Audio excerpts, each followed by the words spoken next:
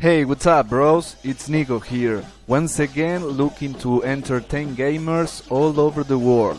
I love being a gamer, but the more I think about it, gamer is just a global word because there are different types of gamers, and that's the main topic today.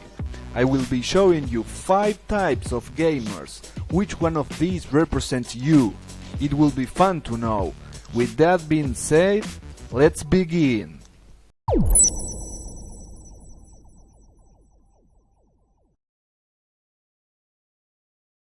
The worldwide casual. The first one is a classic, the worldwide casual. This type of gamer doesn't care too much about the latest game, the best console, or even a popular franchise. What they want is just to play a game to kill some time, while they wait to eat, wait for the boss, or just having a little bit of fun on their free time. These gamers will never leave an important responsibility aside just because of gaming. Playing games is just a small hobby, and if the game is too complex, there is no way for them to play it.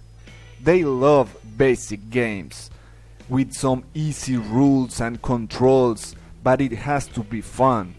No bullshit, just to the point.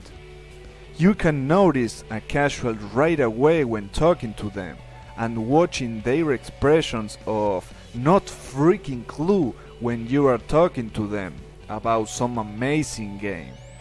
Finding a cool gaming poster inside their house is impossible. Even worse, trying to find a collector's piece. Another way to find them is when talking about YouTubers inside the gaming industry. They don't know or watch anyone.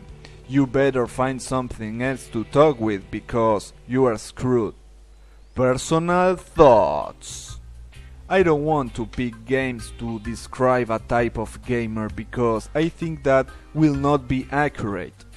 For example, I can say they play Candy Crush, solitary card game, Angry Birds, etc. But the reality is that some of them even play games like Skyrim. That's why a lot of games we like are turning into some casual mode, and that's the reason behind the name the worldwide casual, because they are everywhere, and trust me, they are a lot. The glorious rage quitter. This one is more than a classic, the glorious rage quitter. This type of gamer doesn't care about anything unless they win. Sadly, they don't win all the time, and in their mind, winning is everything. What they want is to wreck everyone, no matter the situation. Even if they don't have anything against you, they will try their best to humiliate you and teach you who's the boss. These gamers will sell their mom just for the sake of winning. Any type of shortcut or advantage against you is all they need to start the harassment and bullying the hell out of you. When they win, they are the boss, and you can't even talk to them. You are not on their same level as superiors beings. They are the best of the best. Nothing can beat them and nothing can compare to them. You can notice a rage quitter just by talking to them for a while, asking them to play a one-on-one when they know you are a better player. That you will receive a lot of excuses all the time, no matter what.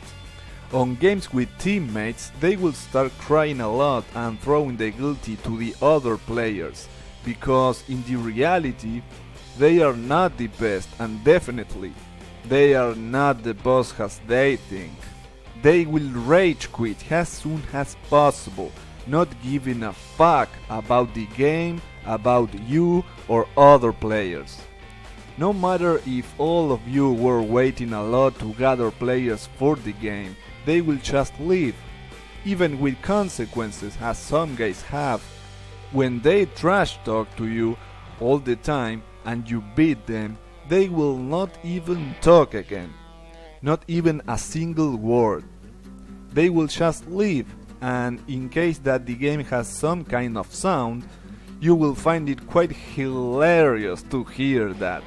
They probably will block you or remove you from friends, because they don't want you to trash talk, even if they did it with you before. That's not acceptable for them.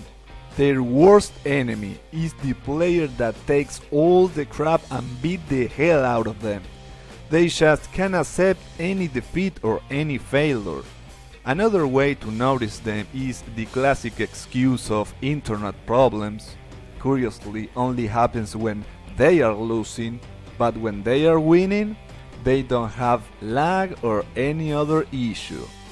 If this type of gamer is one of your friends, you definitely will find a lot of broken shit inside their house, even more inside their bedroom. Breaking things up is the only way for them to calm down. Personal thoughts.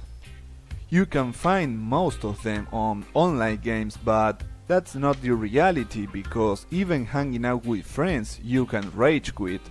For example, playing some sports game on your friend's house. I did some of this in the past, mostly with friends, not too much online. Playing some football games with my friends is quite addictive. Maybe soccer for some people, but definitely for the rest, football. And it can turn very competitive as well, and that's when shit happens. At least between friends is different. Even if you have to hear them for some time laughing at you. Trash talking with friends is fun, because you know they won't be fucking crazy, but doing it with people you don't know, that's different. By the way, I never broke anything for gaming. The radioactive toxic. A common disease in the online gaming. That's the radioactive toxic. This type of gamer don't give a shit about you, because you are just a low class who will never be on his level. He knows everything, but most importantly, he never make mistakes. At least that's what these creatures think, a true visionary. What they want is basically win, no matter what. The radioactive toxics share similitudes with the glorious rage quitter. They are best partners, but not all the time, because they want to keep playing instead of quitting. Not for gaming honor, but to keep shouting you. These gamers will insult the hell out of you the entire fucking game. If you can mute them, good for you. If not, the game is dog shit. No matter what you do, even if you are nice to them, they don't give a crap, and if you stand on their way, you will get the toxic vibe. As the glorious rage quitter, what they want the most is that crushing victory. But as I said, even if in some cases they share a lot of things, instead of quitting, they will do anything for winning. Depending on the game, you can be surrounded by them all the freaking game.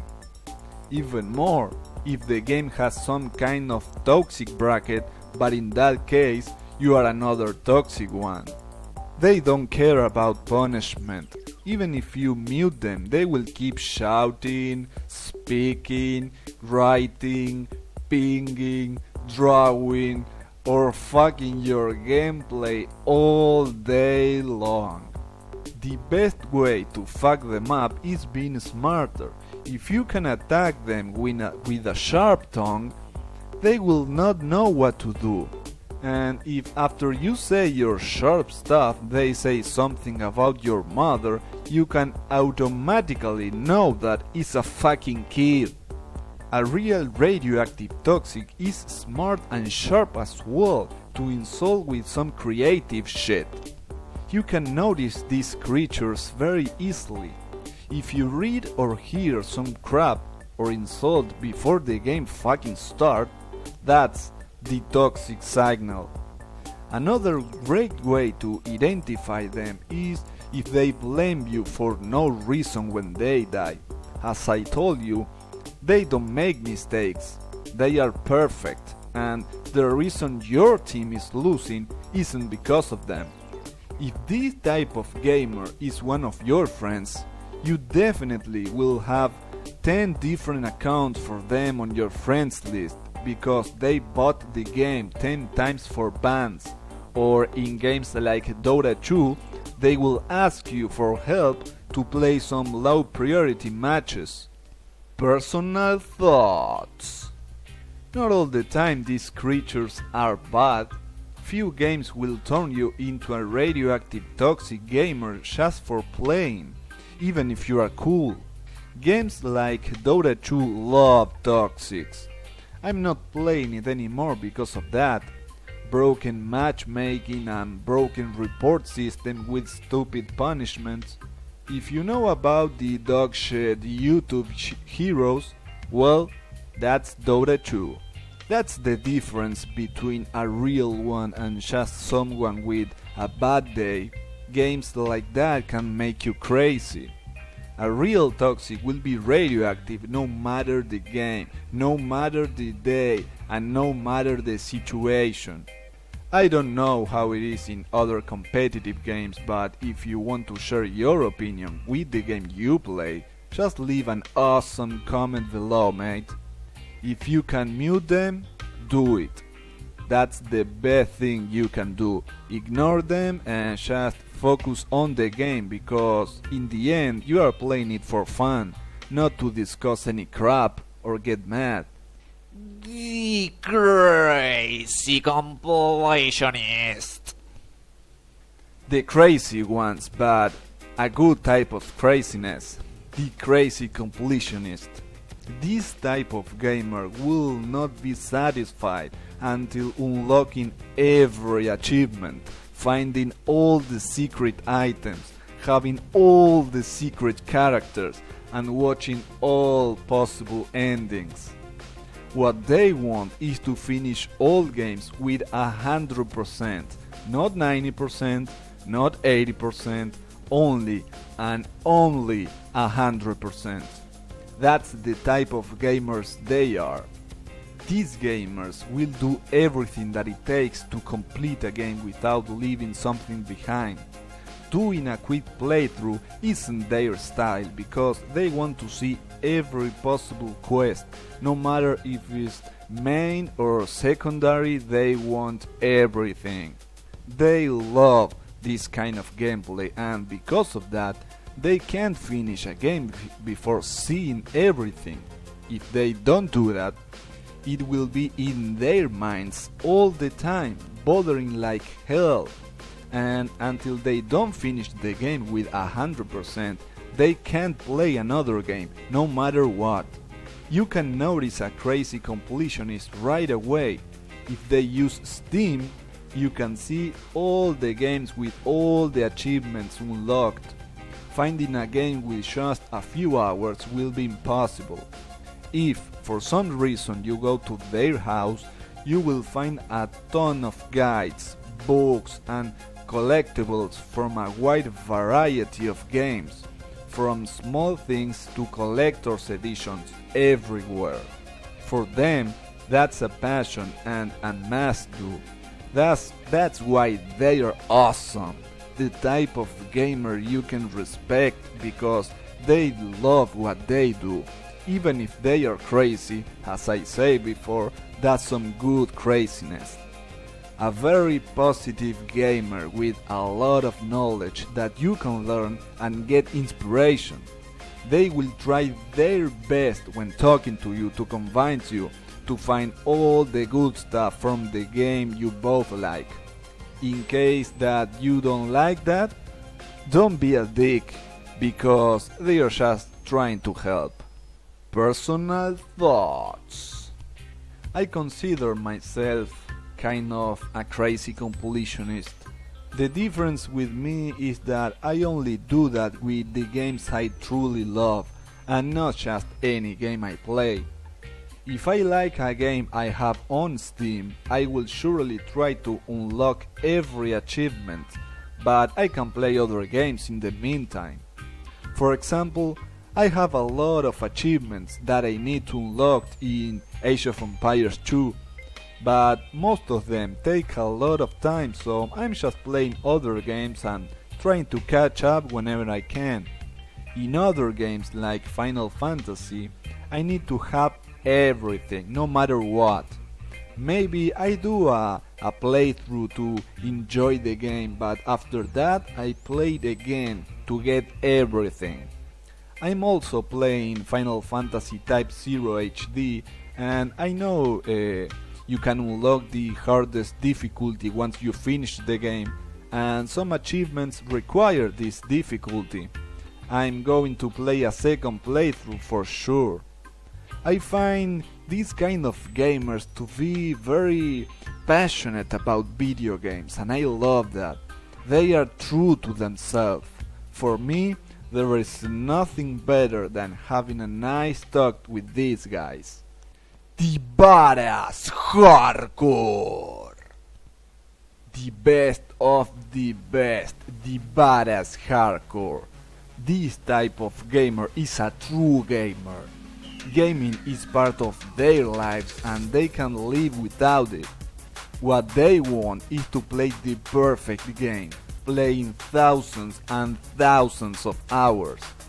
They love all kinds of games, from single player, multiplayer, MMO to competitive games.